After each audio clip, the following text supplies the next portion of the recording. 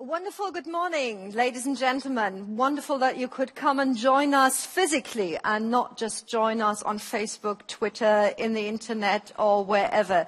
It's absolutely fantastic. And ladies and gentlemen, the SMICS have already been a success. Second time round here in Amsterdam. Good morning, Amsterdam, by the way. I hope that you've arrived well and healthy.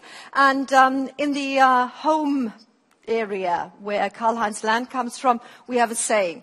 If something happens for the first time, well, it's a beginning. If something happens for a second time, it's tradition. So Karl-Heinz, we're already looking for the next time when the SMICS are going to be a custom. Ladies and gentlemen, welcome to Amsterdam. Welcome to the second time of the SMICS, and welcome again for your physical appearance. Let's have a quick look at the agenda that you all know, and I'm very sure that you must have one of the favorite speakers that you have already noted down, and that's why you're here, also, of course, because of networking.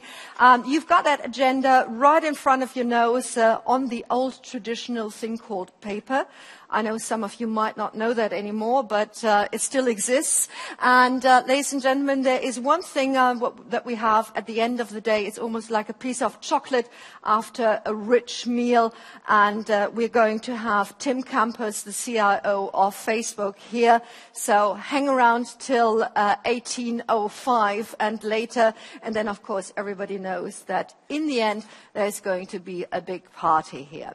Now, ladies and gentlemen, saying that, it's been the second time that the SMICS are around. It also means that the SMICS have special partners and friends. And there are quite a number of them. And we're going to be showing them in a moment as well. And there are a number of the people that are here, of these partners and friends, who actually would like to share their experience with you. That is .com, AIC, McCann, Identa, Imperia and BIG, and some of them will actually appear here on stage and talk to you and share their experiences around social media marketing with you, ladies and gentlemen. Now, I don't know your experiences, but when I look around, there are not that many people under 20. So I think you all have grown into this world of social media. And I still remember when the German government sort of asked me about 15 years ago, 12 years ago, you know, there's something coming up that's called Web 2.0. We should actually sort of develop an attitude to it. And you know that whenever a government starts doing something, it's already sort of a long way down the road. These days, of course, ladies and gentlemen, we all know that the Web 2.0 has long been taken over, and Facebook is almost synonymous with social media. And ladies and gentlemen, it's still the time when everybody is digging for gold. Data are gold, and we have a number of gold diggers here in the next 2 days who will be sharing their experiences of making the best of what they have undug. Actually, sort of reading up for this conference, it's really nice because you come across a number of good examples and some funny examples and some people who have actually sort of made a difference. And I'm not quite sure, Karl-Heinz, whether you remember, but the Dutch airline, KLM, they actually sort of did something rather unusual. In fact, they didn't approach all that many people. They, in the end, targeted only 40 people because they had found out that when people are at airports and waiting for their flights, they're getting bored. So they start to Twitter, and a couple of people actually said, well, I'm off with KLM to Amsterdam, Rome, etc. And they put together a team, they identified these people, they looked up their profiles on Twitter, on Facebook, and quickly found out what somebody was up to. For example, a young lady going to Rome that weekend, because she Twittered about it, and she was about to walk around Rome.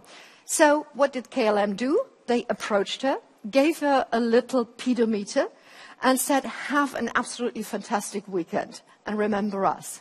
We're not quite sure whether this particular customer will have come back to KLM and used them in future times as their airline of choice. But what we certainly know is that these 40, 60 people that were given a smile and a little gift, they twittered so much that within a very short time, KLM had more than 1 million clicks and mentionings on Twitter. And now here comes the question, and I'm quite sure that you have that question in your mind. Well, what was the return on investment? Did they actually sort of stick with the airline? Did more people approach the airline because they thought they were the greatest thing on earth? And I think questions like that will be answered during the course of today. And those are the kind of questions that, of course, have been at the mind, in the forefront of the mind, and also at the heart of Karl-Heinz Land, your host today, and of course, micro strategies evangelist. Now, ladies and gentlemen, welcome.